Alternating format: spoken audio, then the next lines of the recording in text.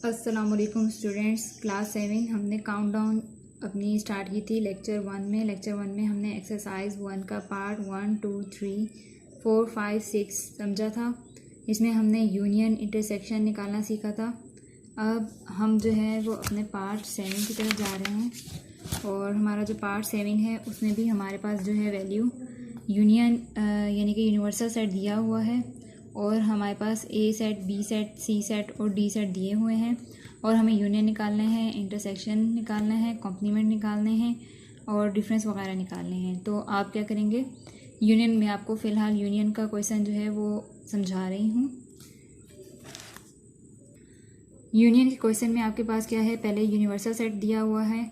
तो आप सबसे पहले अपना क्वेश्चन नोट डाउन करने के बाद आप क्या करेंगे, सॉल्यूशन की हेडिंग डालेंगे। उसके बाद ए यूनियन बी आप लिख देंगे। ए यूनियन बी लिखने के बाद आप सबसे पहले ए सेट लिखेंगे। उसके बाद यूनियन का साइन बनेगा कैपिटल यू और फिर आपके पास आ जाएगा बी सेट। आपने बी सेट लिख दिया। उसके बाद यूनियन का मतलब ये है कि आप इन दोनों सेट्स को मिला के लिख दें। यानी कि अगर कोई वैल्यू जो है वो ए सेट में भी है और बी सेट में भी है तो आप उस वैल्यू को एक बार लिखेंगे, बाकी तमाम वैल्यूज़ जो हैं आप लिख देंगे। तो यहाँ पे हमारे पास ज़ीरो जो है वो दोनों में से एक सेट में था, ज़ीरो लिख दिया। फिर हमने 1 लिखा, 2, 3, हमने दोनों वैल्यूज़ को कंबाइन करके लिख दिया। अब आ जाए कॉम्प्लीमेंट में। कॉम्प्लीमेंट में क्या होता है, हमने डिफरेंस निकालना होता है, लेकिन डिफरेंस हम किसका निकालते हैं, डिफरेंस हम निकालते हैं वैल्यू जो भी सेट होता है उसको यूनिवर्सल सेट में से माइनस कर देते हैं। अब यूनिवर्सल सेट में से माइनस कैसे करेंगे, सबसे पहले हमने यूनिवर्सल सेट है माइनस ए सेट, क्योंकि हमने ए कॉम्प्लीमेंट लिखना था इसलिए हमने यूनिवर्सल सेट माइनस सेट ए कर दिया।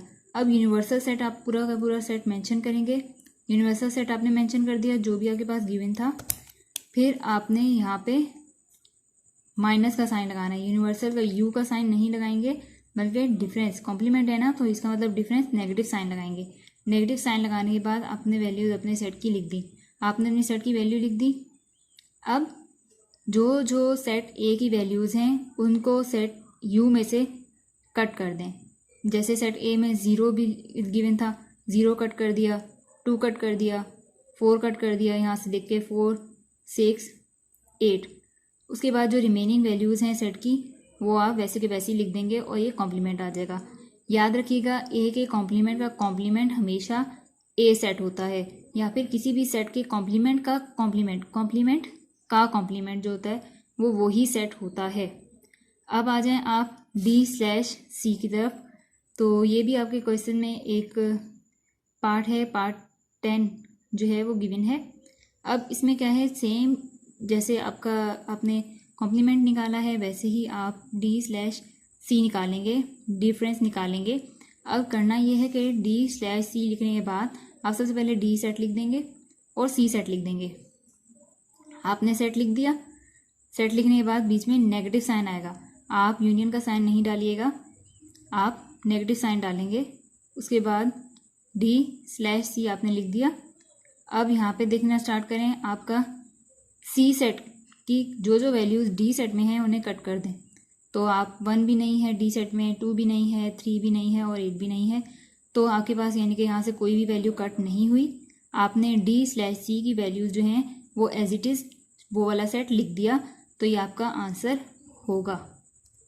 अब हम आते हैं आपकी बुक के क्वेश्चन नंबर 8 पार्ट ए की तरफ। यहाँ पे आपके पास जो है पार्ट ए में आपके पास सेट ए गिवन है और सेट बी गिवन है। सेट ए में 0, 2, 4, 6, 8 वैल्यू है और यहाँ पे 1, 3, 5, 7, 9 वैल्यू है।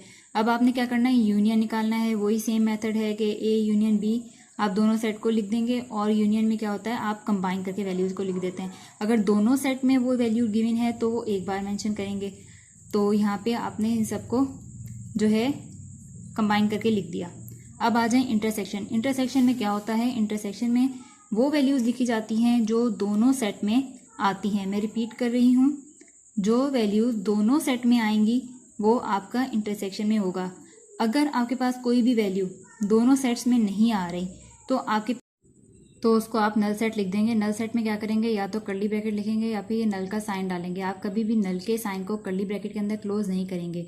इंटरसेक्शन में क्या होगा कि जो वैल्यूज़ दोनों सेट में आती होंगी उस वैल्यू को लिख देंगे आप, तो वो आपका इंटरसेक्शन होगा। अब यहाँ ए इंटरसेक्शन बी था, तो यहाँ पे हमारी कोई भी वैल्यू सेम नहीं थी, तो हमने नल सेट लिख दिया। अब आ जाए नेक्स्ट पार्ट की तरफ, तो यहाँ पे क्या है ए स्लैश बी में क्या है वही डिफरेंस। अब आप ए सेट लिख देंगे स्लैश माइनस का साइन और फिर बी सेट लिख देंगे। बी सेट लिखने के बाद अब आप देखेंगे कि जो भी वैल्यूज़ बी सेट की ए सेट में आ रही हैं उनको कट कर दें, यानी कि वो वैल्यूज़ जो हैं वो इंक्लूड नहीं होंगी, तो तमाम वैल्यूज़ जो हैं वो डिफरेंट हैं। तो अब आपका पूरा ए सेट जो है वो आपका ए स्लैश बी आ जाएगा। अब क्वेश्चन नंबर 9 में देखें, क्वेश्चन नंबर 9 में आपके पास नंबर नहीं है, सेम वैसे ही सेट आपको 2 गिवन हैं और नंबर की जगह आपके पास अल्फ़ाबेट्स दिए हुए हैं। तो अब आप क्या करेंगे, ए स्लैश बी लिखेंगे। आपने ए सेट लिख दिया और आपने बी सेट लिख दिया। अब बी सेट की जो जो वैल्यूज़ ए सेट में आ रही हैं वो कट कर दी।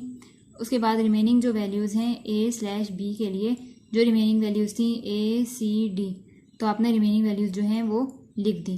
तो ये आपका ए स्लैश बी का आंसर है। मैंने आपको जो क्वेश्चन करवाए हैं, जो जो डिफरेंट क्वेश्चन थे वो आपको करवाए हैं, और जो रिमेनिंग क्वेश्चन हैं वो आपका होमवर्क है, चाहे वो क्वेश्चन नंबर 7 के पार्ट्स हों या फिर क्वेश्चन नंबर 9 का पार्ट बी स्लैश ए हो। तो आपको ये तमाम होमवर्क जो है वो सबमिट करवाना है स्कूल में आके।